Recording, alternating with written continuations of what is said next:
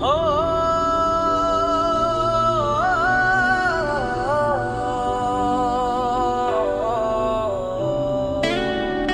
सपना बनल रह गईल सपना,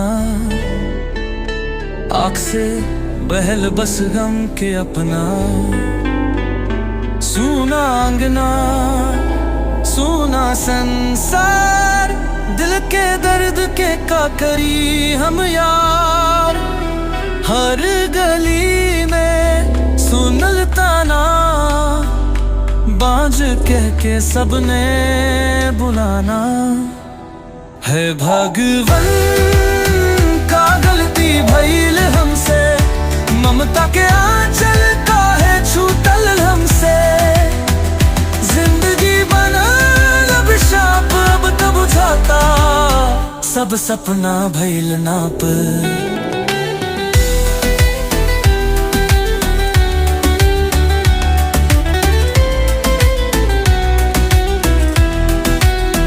दुआ में हाथ जोड़ल हजार बार, भगवान सुनक काहे ना पुकार।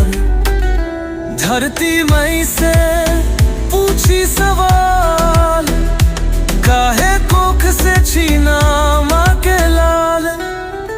दिल टूटल सपना बिखरल, सपना के आंगन काहे उजरल।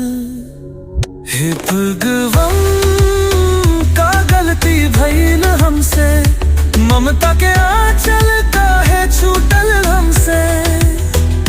जिंदगी बनल अभिषेक, अब तो बुझाता सब सपना भइल नाप।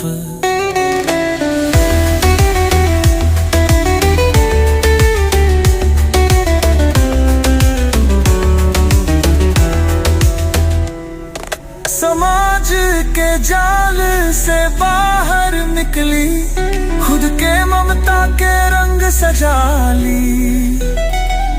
बिना कोख के भी माँ बनल संभव, आशा के दीप जलावल लम्हव।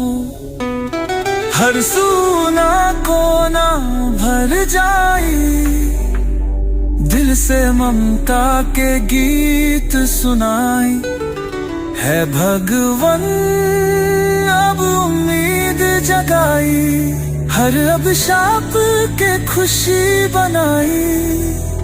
जिंदगी में फिर खिला दीजिए सपना, ममता से भर दीजिए सुना।